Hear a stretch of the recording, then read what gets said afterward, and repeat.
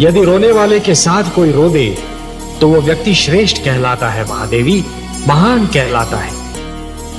दूसरों के दुख को अपना दुख तो केवल वही व्यक्ति समझ सकता है जिसका हृदय दर्पण की भांति स्वच्छ हो।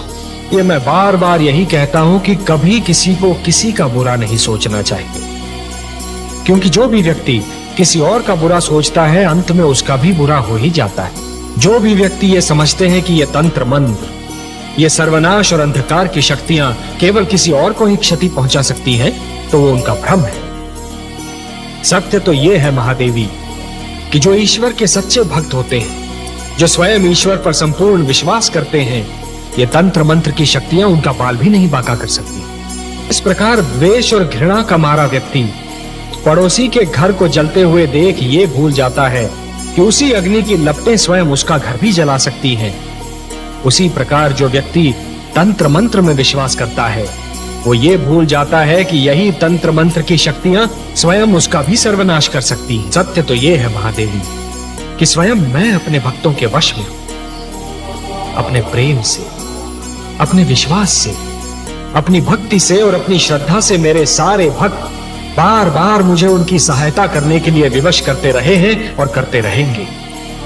और मुझे अपनी इस विवशता पर कितनी प्रसन्नता होती है, इसका मैं क्या वर्णन करूं महादेवी, इसका मैं क्या वर्णन करूं महादेवी। कि जिस प्रकार जब एक पुरुष भटक जाता है तो केवल एक ही व्यक्ति भटकता है, परंतु जब एक नारी के पैर डगमगाने लगते हैं तो समस्त परिवार डगमगा जाता है। उसी प्रकार जब एक शिष्य भटकता है तो केवल एक ही छात्र भटक जाता है, परंतु जब एक गुरु भटक जाता है महादेवी तो समस्त छात्र समाज भटक जाता है। महादेवी, जो मृत्यु से डरते हैं वो जीवन जीने के लिए सिद्धांतहीन समझौते करने लगते हैं, और ऐसा सिद्धांतहीन जीवन मृत्यु से भी बुरा होता है महादेवी।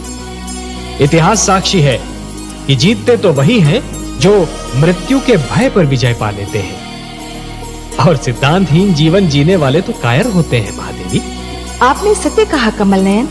मृत्यु से क्या भयभीत होना, वो तो एक दिन आकर ही रहेगी, किंतु मृत्यु के भय से जीवन का सुख चैन खोना मूर्खता है। जिस प्रकार अग्नि सूखी लकड़ी को सरलता से जला देती है, उसी प्रकार क्रोध सुंदर भावनाओं को सहजता से भस्म कर देता है। वो मेरे विरोधी है, इसलिए मेरा विरोध करने की धुन में वो विवेक तो क्या स्वयं को भी भूल गए हैं। मेरा विरोध करने की भावना उनकी विद्वत्ता पर भारी पड़ चुकी है महादेवी। और अब दैत्य गुरु शुक्राचार्य